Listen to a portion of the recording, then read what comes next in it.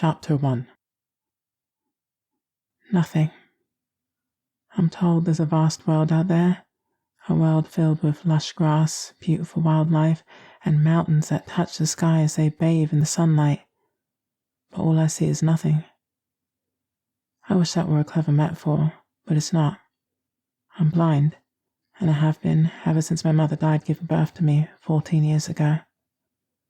I live in the village of Pickaro, just me and my dad, in a small wooden house. There aren't many people in Pickaro, maybe 20 or so. Naturally, every single one of them knows me. Well, knows of me, I guess. Everyone's heard of the blind girl who never wakes up on time, the lazy girl, the undisciplined girl. I've heard them all before. They view me as the weak link of the village because they conflate being blind with being incapable.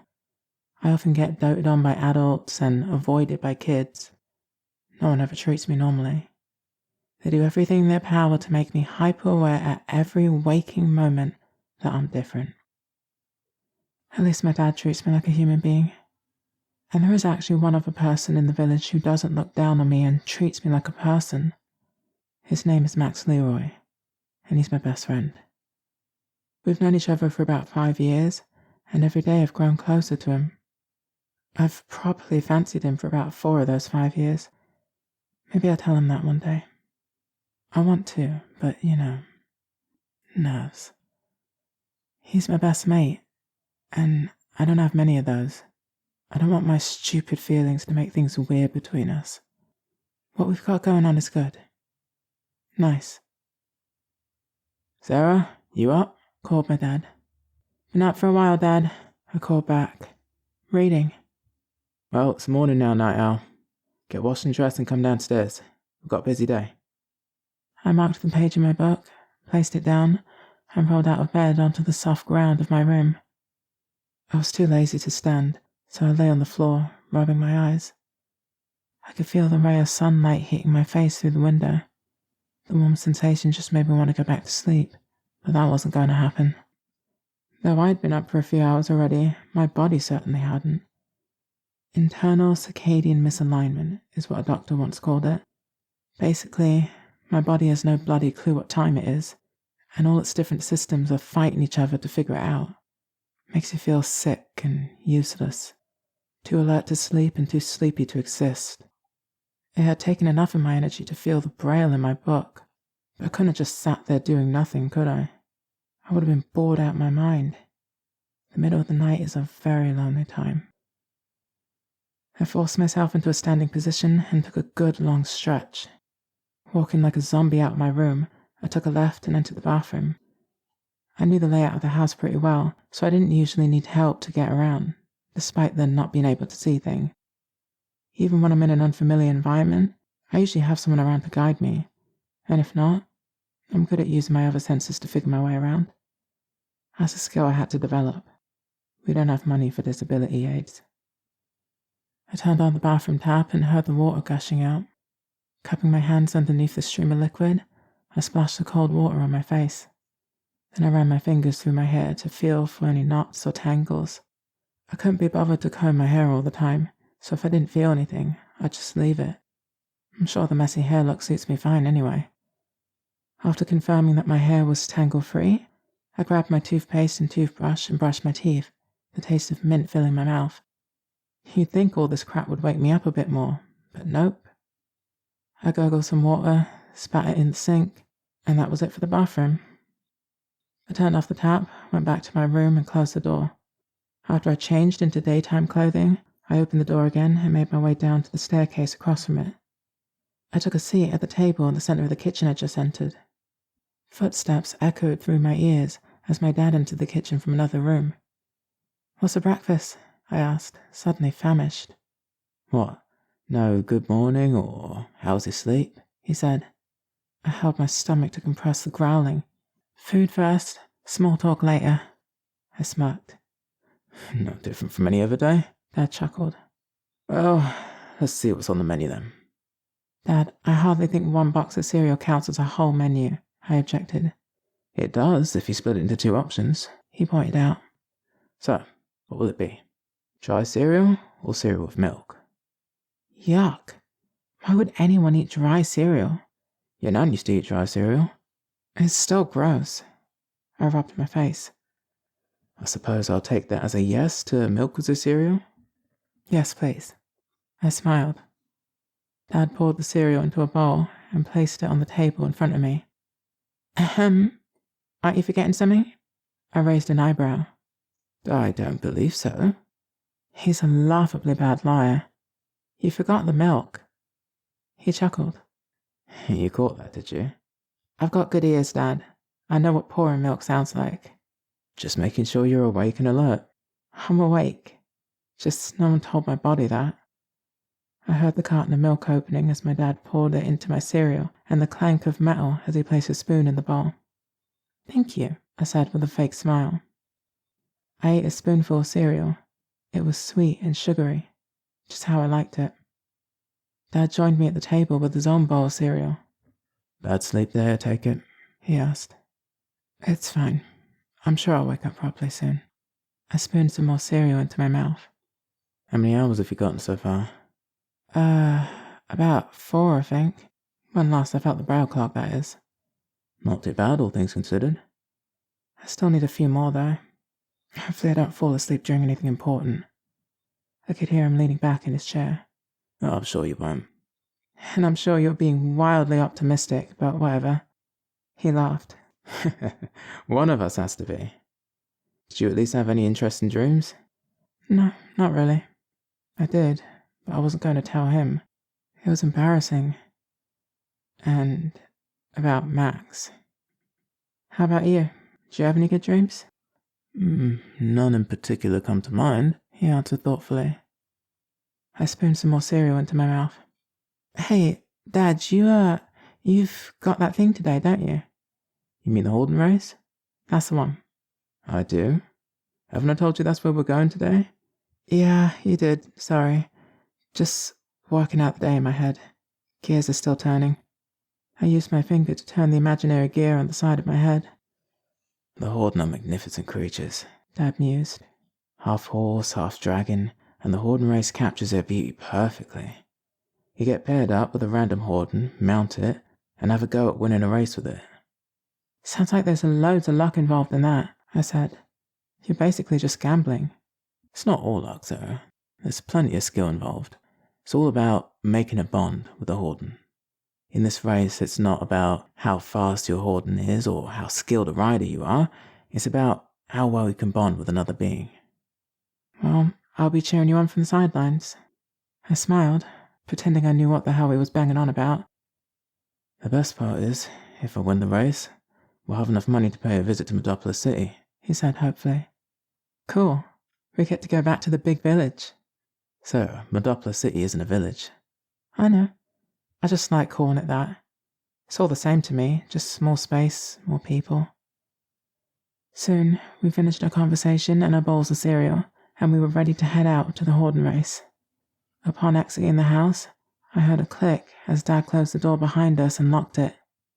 The chill of a cool summer breeze brushed through my hair. I took a deep breath, filling my lungs with the fresh air of the outdoors. Then I exhaled rather loudly. Oi, said a voice wandering through the breeze. Quick footfalls approached me and my dad, and stopped when they were close enough to converse. All right, John, said a deep, masculine voice. Hello, Smith. I trust your day's going well? My dad replied, carefully hiding a sigh, though I still heard it. Can't complain, Smith said. Just came by to wish you luck in the Holden race today. Why, thank you, Smith. That's very kind. No problem at all, mate. Speaking of the Holden race, that brings me to my next topic of discussion, said Smith, in a bit of a whisper now, as if I couldn't still hear him. My boy Martin has been training his whole life to participate in the Holden race. Perhaps you might consider having him take your place and giving your old bones a break, yeah? You know it'd be great for his reputation if you pass the mantle down to him. Brilliant start to his career. When I reach my day of retirement, Sarah will be the one to take my place and no one else, stated my dad firmly. We've been through this, Smith. I didn't need sight to know Smith was glowering at me. John, come on, he urged. Your legacy is magnificent. You've won the race 12 times in a row. You can't let that legacy die with Sarah. I mean, she probably don't even want to race Auden. Actually, I said, I wouldn't mind racing Auden. It sounds like fun. I soon realised I was being ignored. It doesn't matter whether she wants to continue the races or not, said my dad. Sarah has her own life and is free to choose her own path. If she chooses to continue my legacy, then I'll be glad to hand it down to her. If she chooses to pursue another dream, then my legacy ends with me, and that's fine. John, be reasonable, said Smith with an even lower voice, but I could still hear him. He didn't seem to understand how good my hearing was. Even if Sarah were to race, she wouldn't be able to do it. She's bloody blind, John. There it was. When are you going to get that through your thick skull and get out of this fantasy land where your daughter can do whatever she bloody well pleases? You need to accept that she's blind, John. She ain't ever going to be independent like her mum was. She'll need to be tended to constantly. She can't live a normal life, especially not one that involves racing Auden. You listen to me, Smith, said my dad, raising his voice a bit. Sarah can do whatever she wants with her life. She knows how to handle herself. If Martin wants to race Auden, he can do that on his own. The only heir to my legacy is Sarah. It's hers to take if she wants it and no one else's. I don't want to hear another word about this. Are we clear? Fine. You live in your fantasy land and let your delusions trample over my kid's future. But one of these days, you'll realise that your child is defective. Look at her. She's a zombie. She wouldn't even be able to wake up in time for the Auden race. I think you should go, Smith, my dad said with a deadly calmness. Yeah, all right. Whatever. Smith's heavy footfalls walked off. And Smith, my dad called before he was fully out of earshot. You don't need sight to ride a Auden. You just need a good heart. They can feel that. Smith scoffed, and then he was gone. I'm sorry you had to hear that, Sarah, Dad said as we continued walking to the Auden race. I'm used to it, I guess. It pees me off, though. It's like he doesn't think I can hear him.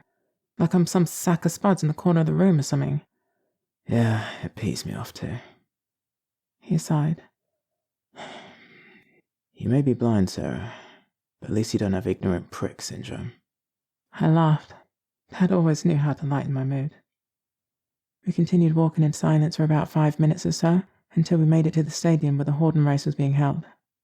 A barrage of voices strolled through my ears. There must have been quite a crowd, maybe even visitors from afar. I have to go set up for the race, Dad said. Will you be alright out here? Yeah, I'll be fine. That's my girl. Here are a few silver coins to pay the entrance fee. He put the coins in my hand. I slipped them into my pocket so I wouldn't lose them. There was a silence. You're staring at me, aren't you? I guessed. Sorry. You just look so much like your mum.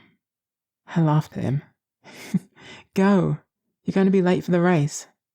Right. I'll see you when the race is over. He bent over and kissed me on the forehead while stroking my hair back.